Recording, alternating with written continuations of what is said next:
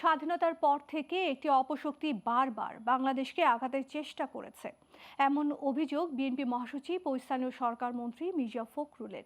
এ সময় জাতি ধর্ম নির্বিশেষে ঐক্যবদ্ধ হয়ে ওই অপশক্তি প্রতিরোধের আহ্বানও জানান তিনি। পাশাপাশি নির্বাচনে ভোট দিয়ে ধানের শীষকে জয়ী করায় হিন্দু ধর্মাবলম্বীদের ধন্যবাদ জানিয়ে বলেন, বিএনপি কোনো ধর্মীয় বিভাজনের রাজনীতিতে বিশ্বাস করে না।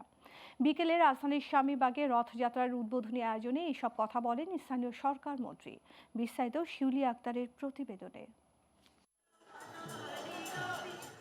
বৃহস্পতিবার রাজধানীর স্বামীবাগে ইস্কন মন্দির থেকে শুরু হয় শ্রী জগন্নাথ দেবের রথযাত্রা। এতে অংশ নেন হাজারো হিন্দু ধর্মাবলম্বীরা। এই রথযাত্রা উদ্বোধন করেন বিএনপির মহাসচিব ও স্থানীয় সরকার মন্ত্রী মির্জা ফখরুল ইসলাম আলমগীর।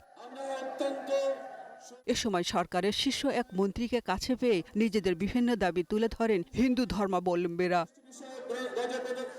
ধর্মীয় রাজনৈতিক বিভাজনে বিএনপি বিশ্বাস করে না জানিয়ে বিএনপির মহাসচিব বলেন, সব ধর্মের মধ্যে সমান অধিকার নিশ্চিতে উদ্যোগী সরকার। আমরা ধর্মীয়ভাবে কোনো বিভাজন সৃষ্টি করতে চাই না, আমরা সকলকে নিয়ে কাজ করে সামনের দিকে এগিয়ে যেতে চাই।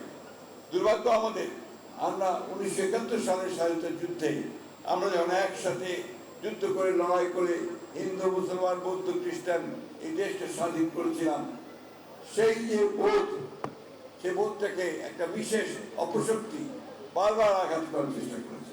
আজকেও সেটা আছে। মির্জা ফখরুলের দাবি, স্বাধীনতার পর থেকে মুক্তিযুদ্ধের আকাঙ্ক্ষা বাস্তবায়নে বারবার বাধা পেয়েছে বাংলাদেশ। তাই ওই অপশক্তিকে ঐক্যবদ্ধ হয়ে প্রতিরোধের আহ্বান জানান মির্জা ফখরুল। এখানে আমাদের সকলকে এক হতে হবে, প্রতিরোধ করে তুলতে হবে।